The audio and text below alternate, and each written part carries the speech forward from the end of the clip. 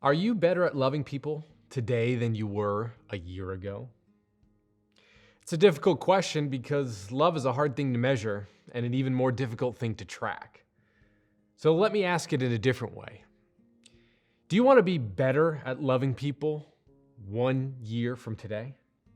If the answer is yes, then you're in luck because today's gospel is all about Jesus bringing awareness to two distractions that severely handicap our ability to love. The first distraction is the need to be exalted. Jesus says, "He who exalts himself will be humbled, and he who humbles himself will be exalted." It's an old word. We don't use it very often anymore. It's defined as being held in high regard by other people. I want you to notice here that Jesus doesn't say that being exalted is a bad thing. I think there's often a temptation, particularly among Christians, to read this passage and think any kind of public exaltation is anti the gospel, like being a Christian is to avoid or requires you to be embarrassed by public appreciation of any kind. But it's not. What Jesus is concerned with is not whether we are exalted or not. It's when we make exaltation our aim that we have a problem. In other words, we get into trouble when we start needing to be preferred over others. And this is the distraction. A great modern example of this is the virtue signaling that happens constantly on social media. If you spend 5 seconds on social media, you will find someone publicly expressing an opinion to demonstrate that he or she has good character or is on the right side of a particular issue. Whether that person believes that thing or not may be why they do it, it may not be why they do it. They're doing it because they want to be exalted by the people they want to be exalted by. They're doing it because they need their platform or their voice or their image to be preferred over other people.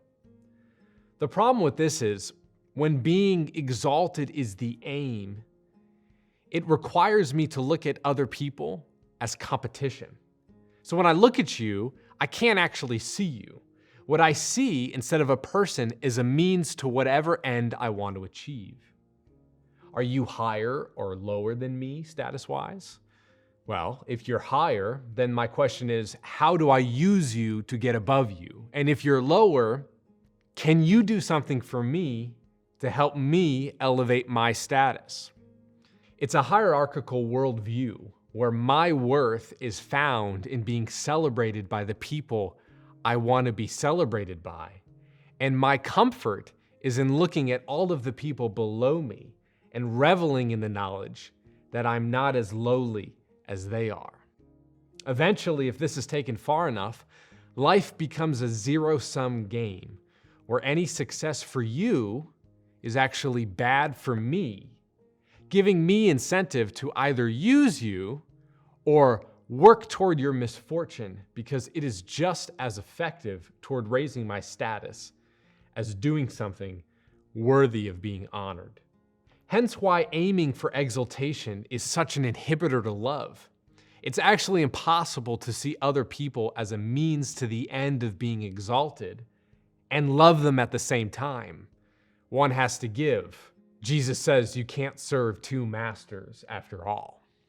So, if you want to increase your capacity for love, Jesus says, wean yourself off any attachment you have to being preferred over others by intentionally setting out to grow in humility. Practically, Jesus suggests taking the lowest place in whatever context status is measured in your life, so you can stop thinking, worrying, or concerning yourself with status. It puts you in a position to be able to say, I'm not going to make any decisions or spend any time on what my status is or isn't. My focus is going to be on other people, on loving them, on listening to them, and giving the best of what I can offer them in the moment I'm with them. If I'm elevated to a higher place after that, great. If I'm not, oh well. That's not what I'm here for anyway. What a beautiful and free and amazing and full of love place to be in. And what a great practical suggestion from Jesus.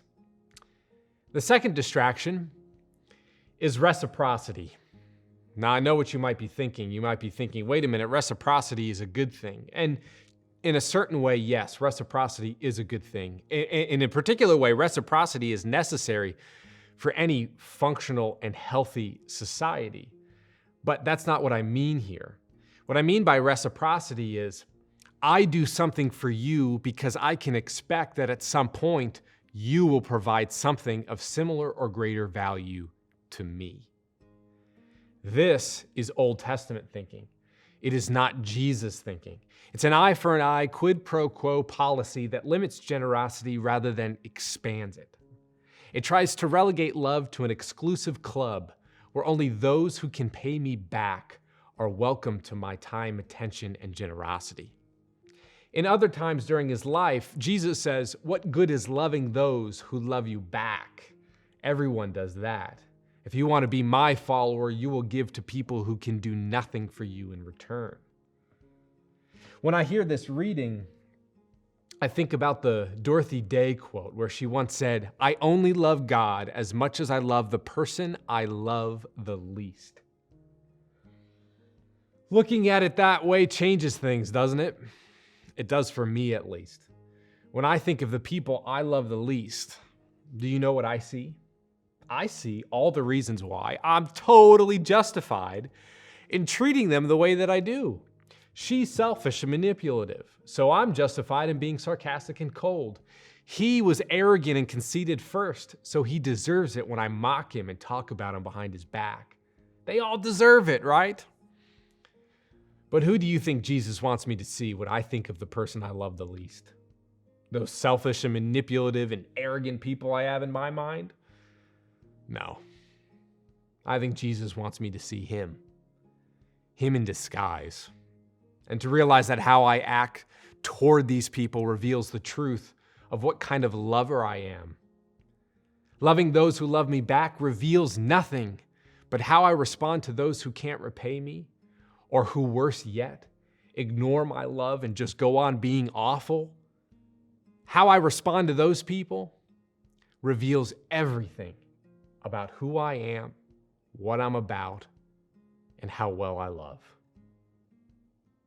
For the righteous, Jesus refers to in this week's gospel passage, what they may or may not get in return on earth is nothing more than a distraction to love.